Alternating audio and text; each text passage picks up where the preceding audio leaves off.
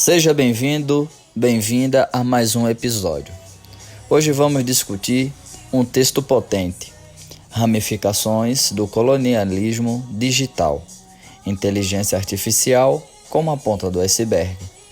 Para isso, puxe a sua cadeira. Quem estiver em casa, pega o seu fone de ouvido, enquanto você lava uma louça ou providencia o que comer. Vamos para mais um assunto, com um convidado especial, o Bruno. E aí, vamos mergulhar? Bora! E já adianto, esse texto ele provoca bastante porque ele desloca a forma como a gente costuma enxergar a tecnologia. Em vez de ver a inteligência artificial só como inovação, os autores, na verdade, o autor, o Paulo Boa Sorte, ele propõe entendê-la como parte de um sistema maior de poder, né? Certo. Vamos começar pelo básico. Qual é o ponto de partida do texto? Bom, Paulo Boa Sorte, autor desse artigo e um grande estudioso no que engloba a tecnologia digital na área da educação, ele vai dizer o seguinte, que a ideia central é que a inteligência artificial não surge no vácuo e ela está inserida em estruturas históricas e geopolítica, e o texto argumenta que a IA é apenas a ponta do iceberg de algo mais profundo, o colonialismo digital. Ou seja, aquilo que parece inovação tecnológica também carrega a relação de dominação? Sim, perfeito, exatamente isso. Assim como no colonialismo tradicional, o clássico, a exploração, mas agora de dados, trabalho digital e infraestrutura. E o que significa colonialismo digital? Bom, para o autor, ele se refere ao controle exercido por grandes empresas, as Big Techs e países do norte global sobre dados, tecnologias e infraestruturas digitais. Países do sul global acabam, os países do sul global, países precarizados, países periféricos, acabam sendo fornecedores de dados e consumidores de tecnologia, como é o exemplo da nossa nação brasileira, que vem numa grande discussão a partir da pandemia, desse ingresso, dessa plataformização na área básica de ensino a partir do ano 2020, onde o Brasil pouco se preocupou, pouco discutiu de modo crítico para tentar desenvolver ferramentas autossuficientes para a educação. Então, há uma simetria, sim, total. E vejamos, quem coleta os dados, desenvolve algoritmos e lucra, não é quem necessariamente produz esses dados do cotidiano. Isso cria uma nova forma de dependência. E quais são essas principais tensões discutidas no texto? Bom, as tensões mais fortes que o texto levanta, eu destacaria pelo menos 3. Tecnologia versus poder, centro versus periferia e automação versus exploração. Vamos para mais um intervalo. Vamos para o nosso primeiro intervalo e vou descrever as 3 assim que a gente voltar do intervalo. E você aí de casa, muito obrigado por ter nos esperado. Voltando, quais são as tensões mais fortes que o texto levanta? Bom, eu havia dito que eu destacaria pelo menos 3, a começar por tecnologia versus poder. A ideia de que a tecnologia não é neutra, porém orientada por interesses econômicos e políticos. Centro versus periferia.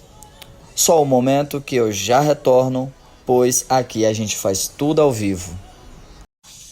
Olá. Bom, então, agora que você chegou, lembra que a gente havia discutido sobre o texto do Paulo Boa Sorte? Aquele artigo que fala um pouco sobre o colonialismo digital, a inteligência artificial como a ponta do iceberg. Bom, então, estou fazendo aqui um trabalho e queria que você, por gentileza, contribuísse para essa discussão, de modo que a gente consiga contribuir e levantar as principais ideias, algumas tensões sobre o que o artigo discute. Você, por favor, tá? Me ajude. Mas antes, eu queria dar continuidade na sequência que eu estava destacando algumas das tensões principais do texto, onde eu dizia da tecnologia versus poder, onde a ideia de que a da tecnologia não é neutra, mas orientada por interesses econômicos e políticos, e centro versus a periferia, né, de países centro global e sul global. Países periféricos entram mais como fonte de dados do que como produtores de tecnologia, como por exemplo o Brasil. Existem diversos outros países, inclusive latino, países da Ásia, né, países de modo geral do sul global.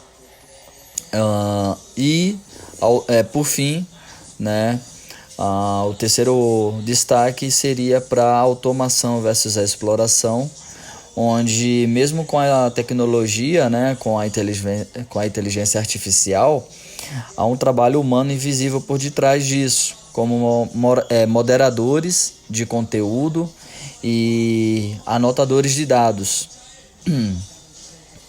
Isso quebra aquela narrativa de que a IA funciona sozinha, né? Sim, com certeza. Já falamos aqui anteriormente que a tecnologia ela não é neutra. O texto também evidencia que existe muito trabalho precarizado sustentando esses sistemas. Existe uma grande exploração de recursos hídricos e entre outros, que aqui a gente não vai conseguir entrar mais detalhadamente sobre esse funcionamento, né? Outro ponto que me chamou a atenção foi a ideia dos dados como recurso. Sim, o autor ele compara dados a recursos naturais explorados no colonialismo tradicional. Só que agora, em vez de ouro ou petróleo, o que está em jogo são informações, comportamentos, hábitos e, claro, linguagem. Isso ele impacta diretamente em áreas como educação, cultura e linguagem, né? E tantas outras, com certeza. Inclusive, eu discuto isso na sala de aula, numa disciplina de tecnologia e o ensino de línguas, porque plataformas digitais passam a moldar como aprendemos, avaliamos e até pensamos a linguagem. E falando nisso, o texto também toca na educação, né? Com certeza, isso é uma grande implicação para a educação e é um ponto que merece bastante atenção, pois o autor O Boa Sorte, ele sugere que plataformas educacionais não apenas ajudam no ensino, mas também impõem lógicas de controle, métricas e padronização. Isso pode limitar práticas pedagógicas mais críticas. Ou seja, a tecnologia reorganiza o próprio fazer docente, né? É, por aí mesmo, tá pegando a visão. E, bom, muitas vezes sem que os professores e alunos percebam.